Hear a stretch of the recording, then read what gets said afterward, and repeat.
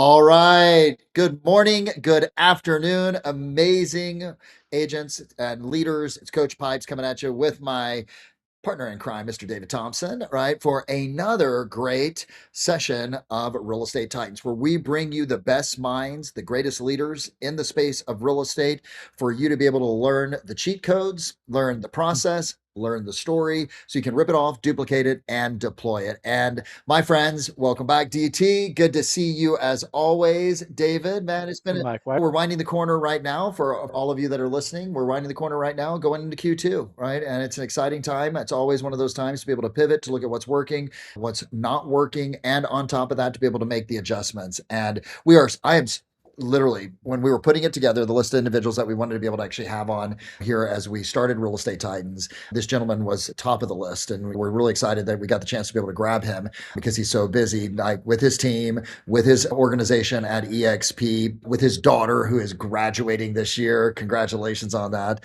Thank you, sir. 2.5, 3 years ago, I got the chance to meet Colton. I had heard his name in the industry, right? And we jumped on a call, jumped in conversation, and he's like, dude, let's do this. And I got the chance to be able to spend 2 great years with his team, coaching them, training them, working with leadership, and, really special. And you begin to see success leaves clues.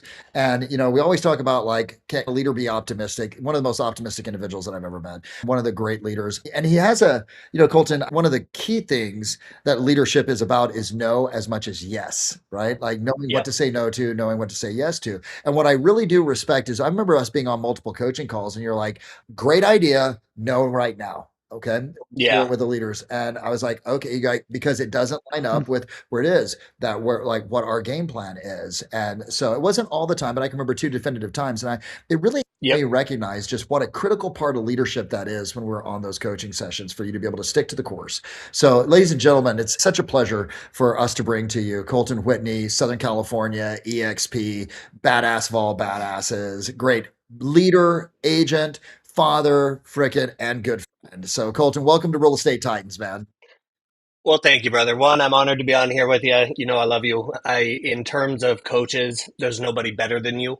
I've gone through many companies, many different coaches, and every single time you did anything, I would just be taking notes. And it's like the tactical, if this, then that. It is such a lost art, and it shouldn't be in the coaching community. Everything's kind of like just broad strokes, and you were always just pinpoint accurate on what we needed to be focused on based on what was happening. And I just wanted to tell you how much I appreciate you and how much I appreciate what you bring to the industry. Well, brother, it's, like getting the chance to work with badasses, like people are like, man, like, look at the results that the people you're working with do. I go, dude, they're stallions. It's easy to get stallions to run across the finish line, Iron sharpens Yeah, iron. it does. So we got a lot. I mean, Colt and I were joking, David, as we jump, as we're prepping for this. There's so much that we can talk about, and we could probably do a 3-hour podcast with everything that we appreciated Colton and his insight so much that he actually ran our ultimate buyer course inside of G3, which was so phenomenal. We got such incredible feedback on that as well, too. So there's a lot for us to unpack today. But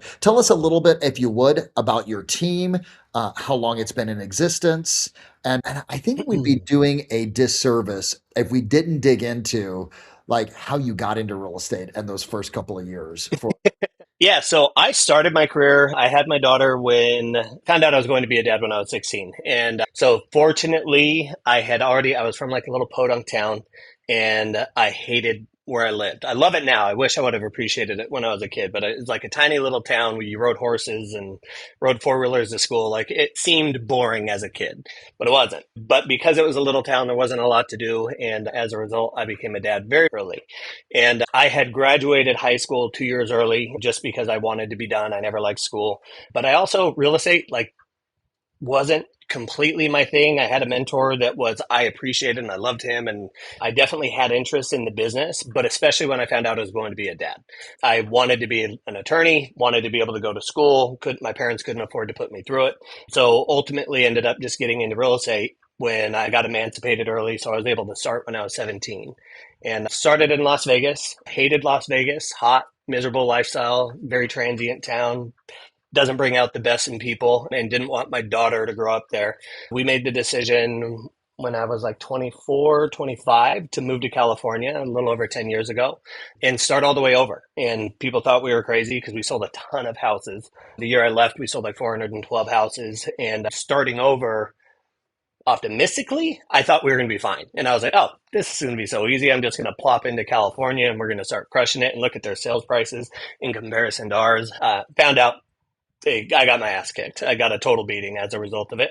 But it was the best lesson ever because it was starting from scratch. I never had really started from scratch. I had a mentor that fed me a lot of business and gave me a lot of mentorship and taught like I had that. So my path to success was a lot faster with him than it was starting from scratch in a brand new area, not knowing anybody. I've never enjoyed selling real estate. Not a day in my life. I hate real estate, like the personal client interactions and the sales. I truly do. And so that's why I got out of personal production and why I really started focusing on building a team. And because nobody knows this unless you ever go meet me and we're total strangers in public. I can fake it for work stuff and this, but I'm very introverted around strangers. And so meeting with clients was just my literal hell. And so started the team as a result of that. Love the business side, love the number side, love building processes and systems, and found what is genuinely my passion now. And it's just making my success through other success, which is what kind of being a team lead is. If your agents aren't successful, you're not successful, and you learn a lot of lessons along that way. Love it.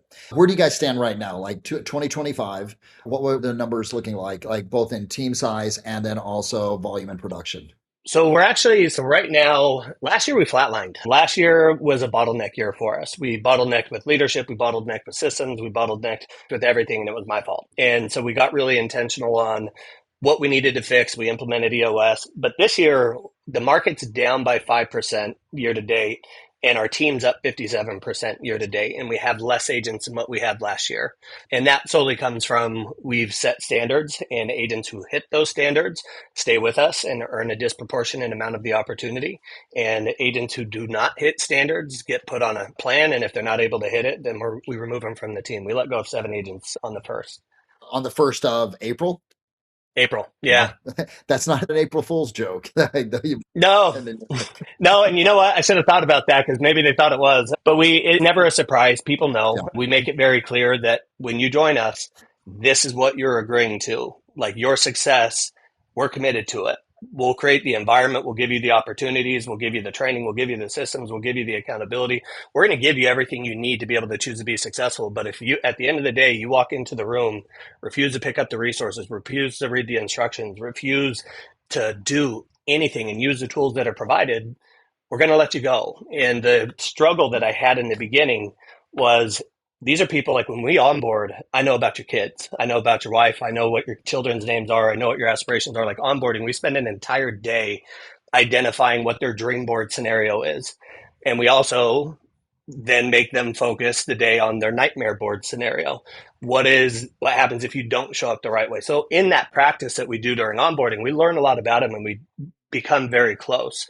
And you know, Booney, my director of sales, he's a golden retriever of a human being. He loves everybody. He's got a heart of gold. So when it comes to letting people go, he used to really struggle with that because it feels like you're doing something harmful to somebody that you care about. And I had a mentor a long time ago teach me a lesson that truly changed my perspective on this. And it was you have to be willing to take a hammer to the select few to be a shield for the masses. Because if you're not going to take the hammer to them, you're choosing to take a hammer to everybody else on the team who's doing the right things. Because when the team produces well, we have more leads, we have more opportunities, we have more resources available to pay for better systems and to give them leverage. And it's like if we allow those underperformers to stay on the team, what we learned was those underperformers set the new standard that's now acceptable within that organization, and it's an anchor to everybody's performance. And since we fixed that, the team rallied around it. Like it would crack you up. There was a Zoom call where this guy clearly just showed up every single call in the wrong way. And we did a call. It was in front of everybody. I said, brother, why don't you go ahead and click off? I'll call you as soon as we're done. And the agents were mad on a group text. They're like, dude, this is ridiculous. I don't want my leads going to this guy. And Lindsay says, don't worry, if I know Colton, it's going to be taken care of. And then 20 minutes later, I let everybody know, hey, we just let go of an agent. We're going to protect your leads. We're protecting your resources. We will not allow opportunities to go to people who don't deserve them. And it's like the way that the team rallies around that we were very surprised by it in a really good way. Do you remember a company called Zappos? Yeah. Oh, yeah. Yeah. Of Did course. you ever get the chance to go out and visit in Las Vegas the Zappos like core before they sold off, right? And before Hirsch went crazy and did everything he did. But did you ever get the chance to actually tour their facility? I never did. So we actually, I have a lot of with Tony Shea before he had passed. My dad did his construction company when I was a kid. We did the container store, the container market that we did out there. So I'm super familiar with it and him and what he built and what he did and what his philosophy was, but I never got to tour I it. got to No. tour. The reason I bring it up is because I toured it 3 times when I was over with KW, right? Because it was part of sort of the mastermind and stuff like that. Got a chance to meet him multiple times.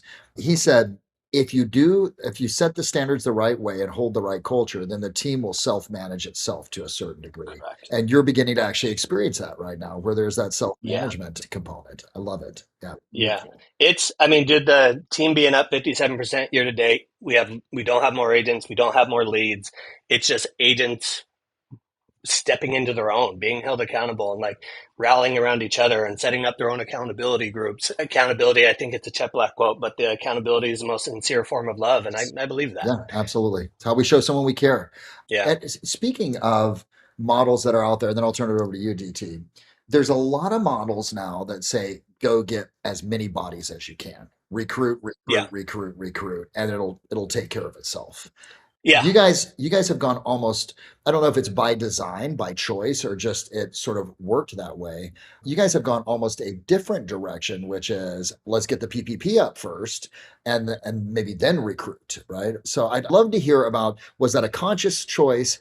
And if it was, did you guys always it's 3 questions, so I apologize. Yeah. Okay. Was it a conscious choice? Did you have standards before? Like at the level of accountability that you do? And if not, Yeah. how did you roll that out and make it so that it's stuck?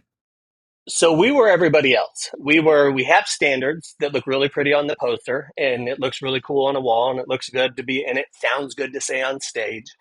But at the end of the day, the standards were not being upheld. And standards are what you're not willing to walk past. So if somebody is not hitting a standard, if that person's allowed to say within the organization, then that's not a standard. It's something that looks pretty on a poster. So and it's frustrating because we know when people aren't doing their calls, when people don't develop the skill sets, when people aren't showing up to the trainings, we know that everybody else suffers as a result of it, whether they have a direct feeling of that or not. Like we know that's ultimately what happens, the partnerships that we have, the opportunities we can afford. So when we rolled it out, I do believe there is a framework for doing that. So one, yes, it wasn't very intentional. How we announced it and how we got everybody's buy-in was very intentional because I think too often we as leaders get a new idea and we get to force it down everybody's throats and we think everybody's going to get the buy-in. And a lot of the things that are taught, like a lot of the things that I teach are like a skeleton. It's the structure, but the thing that actually makes it work is the connective tissue. And the connective tissue is the heart, the soul, the reason, the why, the who, and it's like not the how. So that for us, the standards that we set, you got to set 2 new appointments per week. You got to add 5 leads to the database per week. You got to show up to at least 75% of your tier's expectations. And if you don't do those things, then you're out. Setting the stage for why. And that's where we did that exercise. And we have everybody sit down and I say, David, what is it when you envision your life on your deathbed? Who do you want to be surrounded by? What do you want to be spoken about you? Like the words that are spoken in your obituary. What do you want the people in your life who you impacted that you love? How do you want them to remember you? How did you show up in life? What were the things you were able to do? What were the memories you were able to create? What trips were you able to go on? When your daughter when she wanted to get married, could you give your little princess the wedding that she always wanted? Were you able to put your son through school? Were you able to throw the life raft to your friend when they were struggling in medical bills or losing their like? Those are the moments that genuinely people do remember. They don't remember how many houses we sell. They don't remember us waking up at a certain time every month. Like they remember the way we made them feel. We remember the impact and the memories. And it's like, I really want you to envision that life. What cars did you drive? What homes did you buy? What investments did you own? Like, tell me what that life is. And then you'll tell me. And it's like, so how do you show up in that way? And it's like, if you were to show up the best David possible, the one that leaned into discomfort, the one who never made excuses, the one that constantly made the difficult decisions, whether they felt like it or not, do you believe that's going to be a path to getting that dream board scenario that we just discussed? And everybody always says yes. And it's like, cool. Now let's talk about the opposite, because what we do know is most people are unintentionally writing pages into their book of life that they'll be ashamed to have read out loud in the future. And it's like they make excuses, they lean into comfort, they never make the difficult decisions, they keep bad people in their life for too long, they stay in terrible relationships for too long.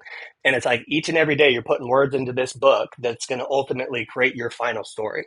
And it's like, do you believe that if we were to rewind back for the last 90 days worth of your effort, last 6 months worth of your effort, do you think after evaluating that, that we would be able to say that you're creating a path and writing pages that are going to create that dream scenario that you would be grateful and your family will be grateful to be able to read aloud?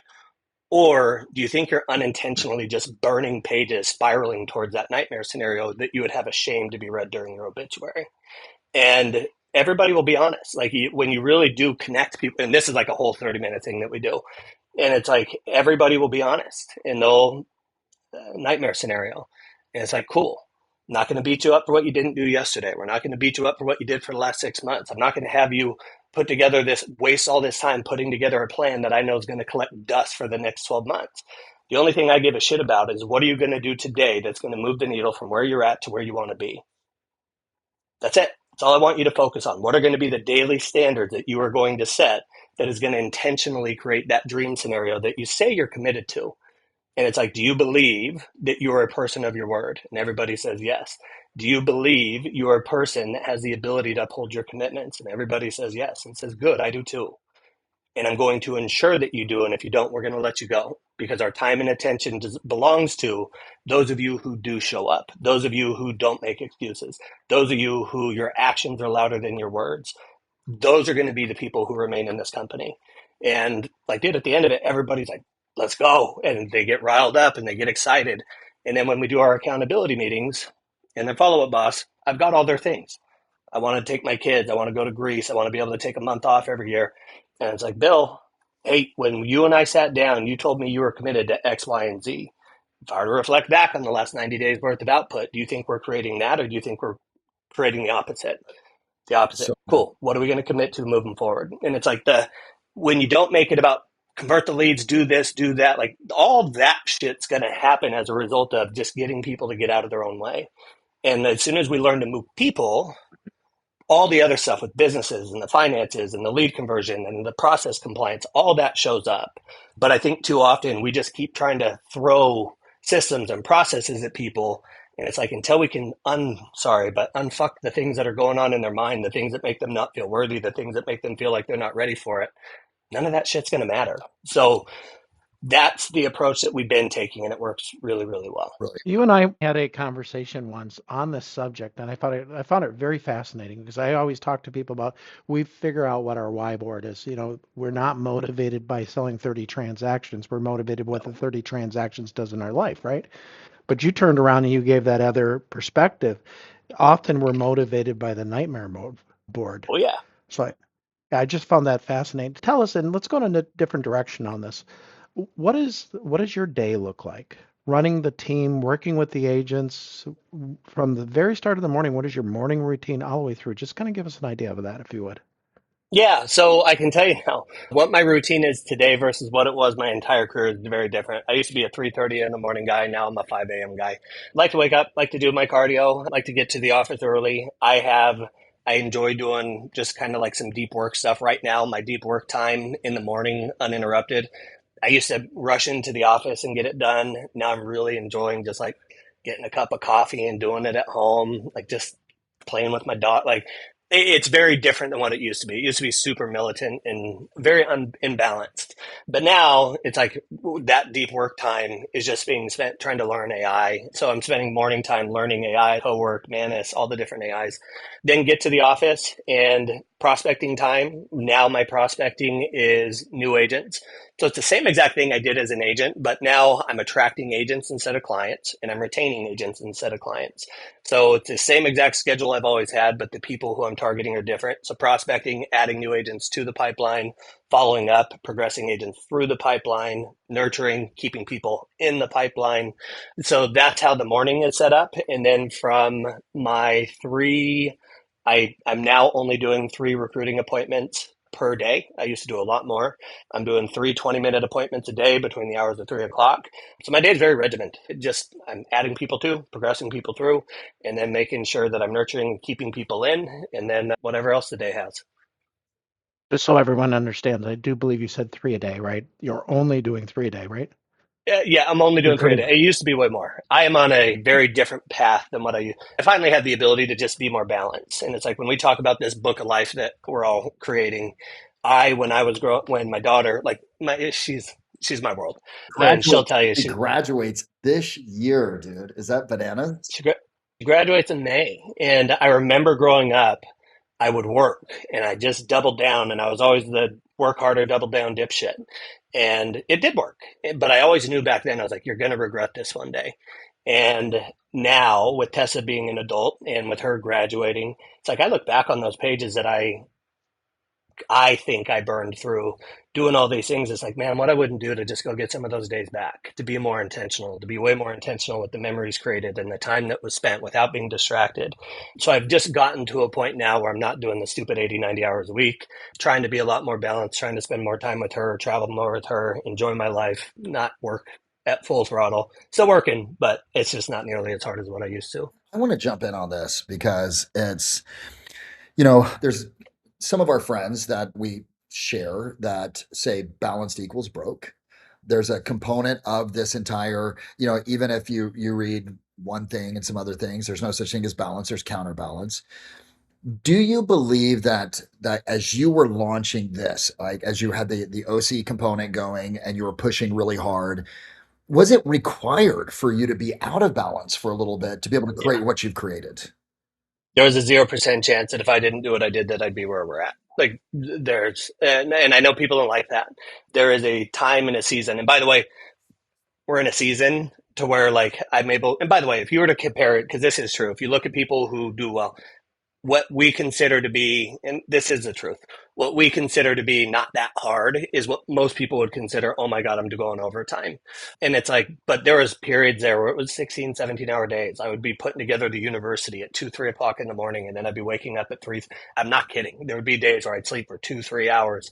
And yeah, I don't know. I don't think I ever would have had it if there wasn't that imbalance. And I think people are constantly chasing the balance, but it's like, I don't think it ever comes without you accepting that there's going to be this wildly turbulent, uncomfortable time. And are there the unicorns out there that get to skip this? Sure, but I don't know many. I haven't met one. Like, unless they're a trust fund baby, you know what I mean? So, I haven't either. yeah, I just have. You earn the balance. And yeah, you get leverage. And it's like, by the way, my production partner, I still am in production, but I don't go meet with clients. My production partner does. You just start creating leverage, and leverage only comes through the ability to pay for the leverage. And you hire. I 100%. remember, like back in the day, it's like I used to be the director of ops, the director of sales, the CEO, the recruiter, the accountant. Like you used to be all of it, and then just over time, you start leveraging some of that out. And that's a really weird thing that nobody ever prepares you for, because I'm like, what am I doing? Like, what is my purpose? What am I doing now that these people are doing the things that I just used to always do? And there was a period there where I started to feel directionless. And I was like, oh, your idea is supposed to be building, like galvanizing, getting the people bought in. Like that's your job. Yeah, but it is a transition for sure. You spend the morning in your downtime with your dog, having a cup of coffee, studying AI. Now, when I look at your business from the outside, obviously you run a great team, but I look at you as a digital creator. You're always putting out content, and quite frankly, excellent Great content. content. And you're studying AI. Tell us about your content, AI. I think you were just telling me a few minutes ago you had some video that just went crazy and you can't really put a rhyme or reason to it. Yeah. So I'll tell you this, like when it comes to content, I spend no time on that. I will get an idea, something that pisses me off, excites me, whatever it is, like, and then that's going to be my video. And the team knows, like, they'll have a thing and we'll go through it and like, damn it, this is going to be a video, isn't it? I'm like, yep. It's like I'll pop it up, I'll record it real quick. You plop it into Caption, the app, Caption, and it's like I spend maybe 10 minutes a day doing. I make sure I post at least a video a day. I spend maybe 10 minutes on that. The AI stuff is like really using, and I learned this, and a lot of people are. They're using it like it's Google, and they're just asking it questions, and it's like now you can build projects that you get to build all the instructions. So now my team has a response project. So if they get hit with a difficult objection, I've uploaded my script book into the project. You put the script book into the file. That's the brain of it. You get to build the instructions of, you have to use a tie down. You have to assume the close. These are the value propositions that we offer. And it's like, you just get to give that to your team. So instead of them knocking on my door every 2 seconds, saying, what do I say? I'm like, go put it in the response bot, because that's me. And so it's like, now you can do that for open house prep. You're doing it for CMAs and market analysis and identifying who the most likely buyer profile. It's so easy. And it's like, we're creating a project for everything, but then you go use Cowork and it's actually going into the CRM. It's texting people for us. It's responding to people. It's crazy. And it's It's like, this is as bad responding as it's ever going to get. personalized. It's personalized. That's the thing, based on the notes that are inside of Fub or Sierra or Sync. I mean, it's absolutely bananas. I've been hammering DT David on Manus. I'm like, Dan Martell turned me on to Manus. Manus I'm is like, awesome. dude, Manus. I still love Claude for my content create, like help out content, but Manus in terms of workflow and everything else. Manus is better than the Cowork. They're going to catch up. And that's the hard part with this, is Yeah, like, they do this. this is great. Then they just keep leapfrogging over each other. Holly, it's so funny. My director of ops, she's brilliant. She can, like, what makes her so incredibly good at what she does is she sees what's going to happen. She sees problems. She sees, like, before they ever happen, and she knows to start clearing the path. So she's in it. And yesterday she's like, she's like, I love the AI. She's like, but it's so slow sometimes, and it is. Like, we're in the dial-up era of it, but it's like, if you're not paying attention to it and getting through this turbulence, you're not going to have the skill set. You're not going to understand the workflows. You're not going to understand the functionality, so that when it continues to improve and we start getting DSL and we start getting, it's just going to continue to get better. And it's just multiplying our ability to get things done. Like, I had to put together a whole new presentation.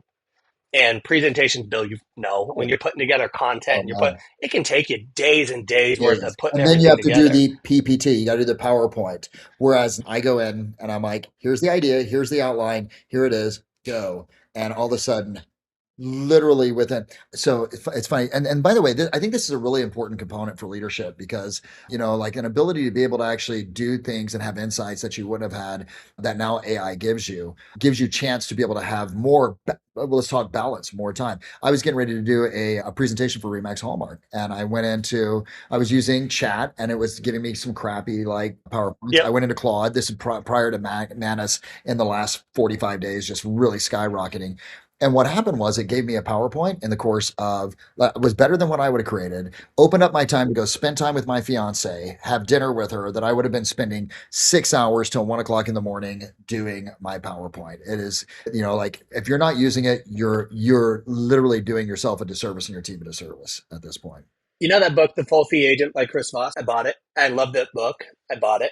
I made my AI coworker go read it. And I said, go take all of its best teachings and put it into a training for me. Yeah. Within a couple, I had to leave it alone because it had to go read all the pages. It kept coming back with like, oh, they prevent you from being able to read it. And it's like, wait a minute, I can do this. And then it tries it and it's like, oh, you can't do this, but and it goes, oh, I got it now. Now I'm reading the first page. I've dissected the notes. So by the time I came in, it was done. Totally. And then it goes, is this a Done. skill that you'd like me to remember for future? And I'm like, yes. And can we do the same thing for our agents? Hey, agent, remember this skill of conversion. Now, I want to talk conversion, because I think one of the things Yeah, that's really driven your team to the level that it is they have 100%. become incredibly, like, the time that I got, like, watching the difference just in their evolution, the time that I got a chance to be around them, is night and day, from Lane to Lindsay to Yeah, Villarreal to to the entire Tom, to the entire crew. I mean, it's pretty impressive. What do you think are yeah. the, like, as a team lead talking to other team leads? What are the 2 to 3 skills that need to be hammered over and over that has driven your guys' success so much from a conversion If standpoint?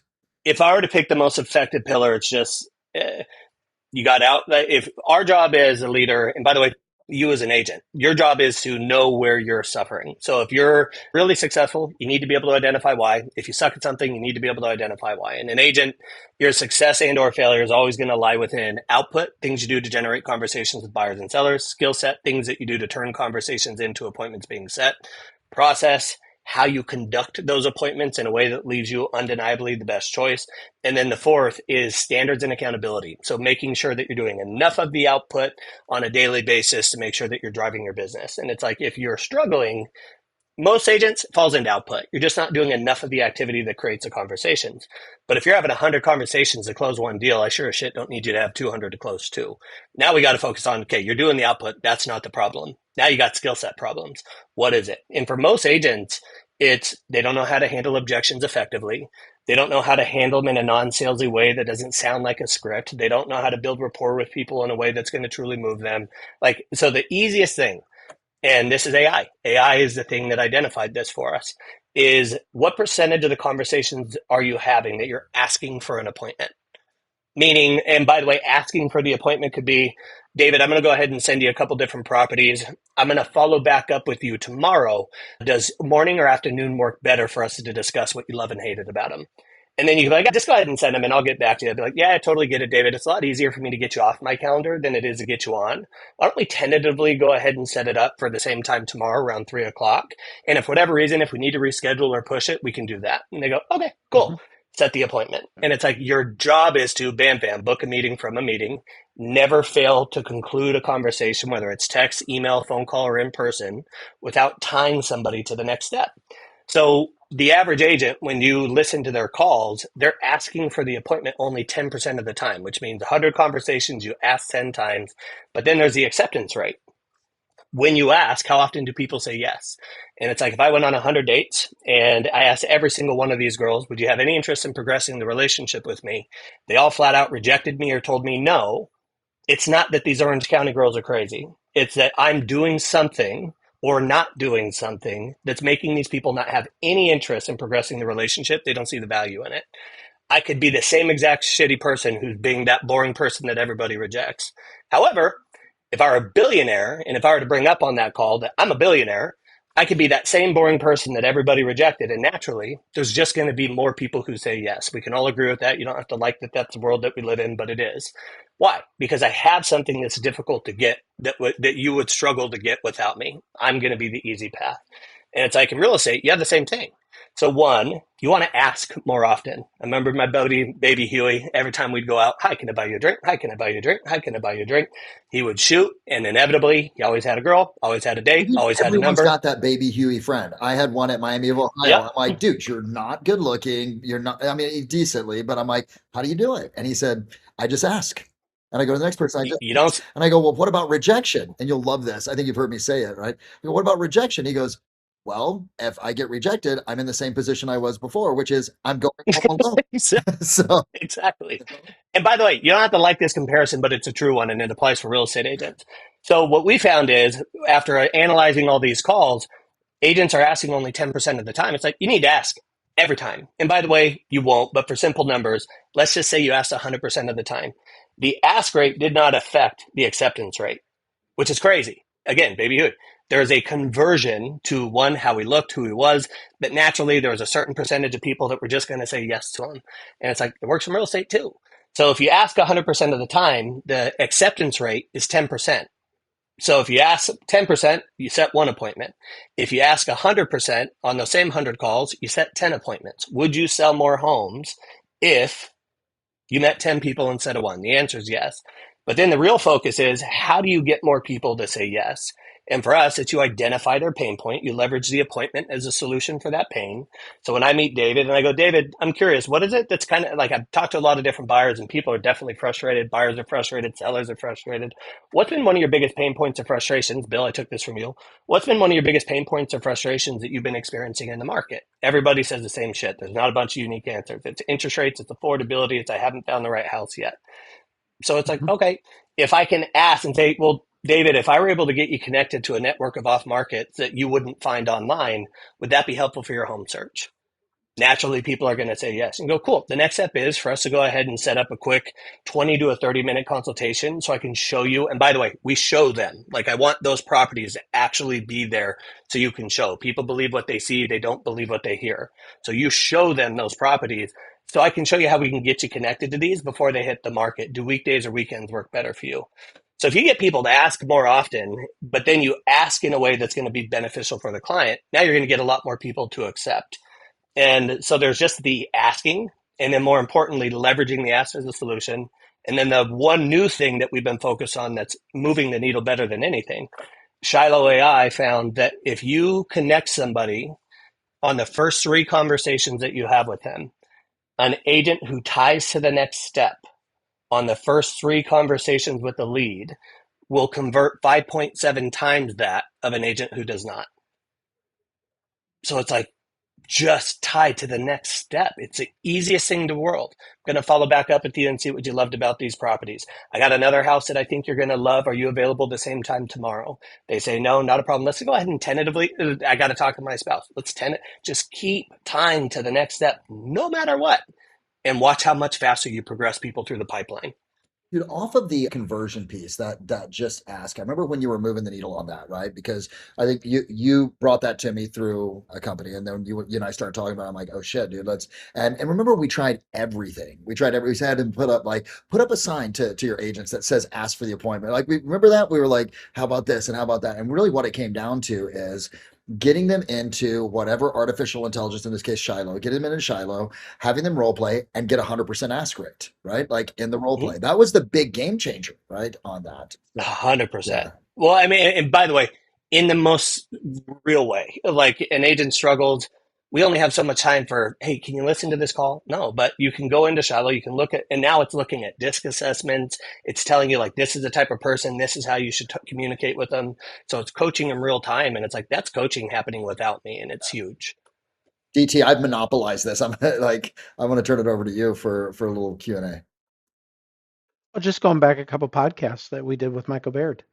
His production is dramatically up because one thing, he started asking for the appointments. Just a Yeah, couple calls shocker. ago. Yeah. It was just ask for the appointments, and all of a sudden his production went up. Well, Colton was the alpha It, on that, by the way. Like he was the alpha test. Oh, was he? Absolutely. He Okay. brought it to me, and then we said, hey, let's test this. And through what he was doing internally with the team and we were doing with the coaching, like we are able to, it took Colton like 60 days, right? It took, oh, yeah, it takes time. yeah. It takes time because one, hmm you got to get everybody bought into it, and it's like the killers will buy into it right away and test it. But most people like to like show me that it works, and then I'll really start to do it. And that's where just everything started moving. It's like just the skill set component. Yeah, David, you asked this, and it's like if you have a team, you need to be doing this every single day, 8 o'clock to 8:30. We do a daily role play in a huddle, and we'll implement the Chris Voss frameworks for the full fee agent, and it's like helping agents. We all tippy toe around feelings, and it's like when somebody asks for a discount, it's like, oh, David, it sounds like you're getting a deal is important for you, and then it's like, would it be completely insane to think that the quality of agent that you get, there could be a correlation to the fee that you would have to pay? And it's like you start teaching the agents about how to label and ask the how and the what questions, hmm and you just get them to role play it, and we do it rapid fire, and everybody gets a practice on each other, and then they come in and like, oh my god, I did that thing today and it was awesome and it worked, and it's like That's so but cool. that takes Ah, 60 to 90 Oh, days it to does. get to the point where everybody's just riled up about it. Yeah. And in that time, I remember this, you champion the people that are doing it, right? And you champion Yeah, the yeah. results of the people that are doing it, right? I think we had like Lane. I'm trying to remember who the three were. Lane, maybe Lindsay, and one other one that like were actually fully engaged on it, right? And then their numbers started to move, and then everyone else started to actually follow the leader on that. You know who gave me some of that? Well, he didn't personally give it, but I learned it off a video he did. Alex Hormozy did a thing. He's like, the way you're trying to move people is just wrong. You're trying to correct behavior in the wrong way. And he said, we had a rule at our gym. And he said, if you didn't re-rack your weights, we shut down the gym for the day. And he's like, if you didn't re-rack for the dates, we didn't call anybody out, but it's like somebody didn't re-rack their weights. And now as a result, nobody gets to enjoy it. And he said, when you guys go into a meeting, you're like, you guys aren't using this process. None of you are doing it. You don't understand the importance. And instead, just saying, hey, thank you guys for everybody who's finally adopting this process and seeing the results because of it. There's just a couple of you stragglers out there who are still not buying into this. And it's like, you celebrate the people who are doing the thing. Stop make the people who aren't doing it feel like they're the outliers. And it's like, I was like, oh, we got to start doing that. Sure enough, works. Compliance on everything really, really quickly. By the way, not on everything. It's a constant battle. It's always on fire. It's always a mess, but we're seeing it progress from the mess that it used to be. Colton, what are your superpowers? Lead conversion, that's my thing. I love lead conversion. I love leadership. I love accountability. Accountability became my favorite thing when I learned that it doesn't come from frameworks and specific questions, and it comes to, I love you. I care about you. I'm committed to you getting Mm. that dream board scenario. And I love you too much to let you spiral towards this nightmare scenario that we discussed. And it's like, when you really get to start moving people like that, just watch what happens to your retention. The Mhm. retention component, when people actually know you give a shit, you understand their children's names, you know their spouse. It's like, hey, do I got to tell Leslie that this is how you're showing up? Because I will. You told me you were committed to her being able to retire, her being able to be a stay at home mom. And the way you're showing up, there's just absolutely no chance that that's going to happen. Do I need to call her? Do I have your permission to do it if you show up like this again? And it's like, they don't feel attacked. It's like, you care about them. Why don't they? And that's become my favorite thing. It's interesting. Oh, These two words, candor and caring, right? It's like a really good, it's a Yeah. key balance. And one of the things that you and I've talked about and I've said is the first step to great accountability is establishing caring inside of it, right? Because if all you have is caring, then you're a cheerleader. If all you have is candor, you're a bully. But there's a balance between the two, which gives you the chance to be able to actually to balance that out. That's fantastic. so what's next for you and the team? Growth right now. And by the way, I do believe in there's going wide, recruiting a ton of people, and then going deep, like understanding your people and making sure that you hold them. It's like, it's not one or the other. I don't understand. Like, we all know the different coaches, got to go wide, go deep, do both. You can do both, and you can do it at scale. And we don't do one-on-ones. Like, I'm not doing any one-on-ones, but I do one to many. And it's like, I do schedule time each and every week to make sure that I'm following up with at least 5 people who are in our world. And it's like, so for us, it is adding that roster and getting it built up. We're less agents because we're letting people go faster than we bring them on, but just continue growth. I don't ever have I know sounds bad, but I don't have a business plan. I don't have a goal. It's like, I'm just going to keep hitting new milestones and keep pushing until we die. That's amazing. Oh, awesome. Yeah. And freaking incredible. Besides the business, what bit of advice would you give to leaders in terms of maintaining the passion, the drive, the fire, the enthusiasm? You've been in the business now for how many years? I've been doing it for 18 years. 18 years. Okay.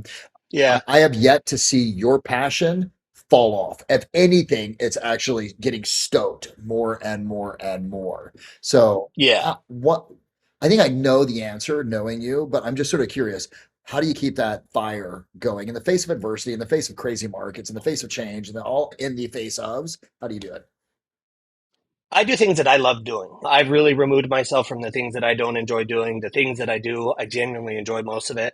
Would I be doing real estate? No, I still told you I've never enjoyed, like, real estate's not this like amazing thing, but I've got obligations. I've got a daughter to take care of. I have parents that I've had to retire because my dad has Alzheimer's. Like, I do or I don't. There's nobody who's going to take care of them. So it's like, what motivates you? And it's that cheesy, what's your why? Yeah, I just genuinely have a thing that makes me know I gotta make my world really big because a lot of people have to fit inside of it.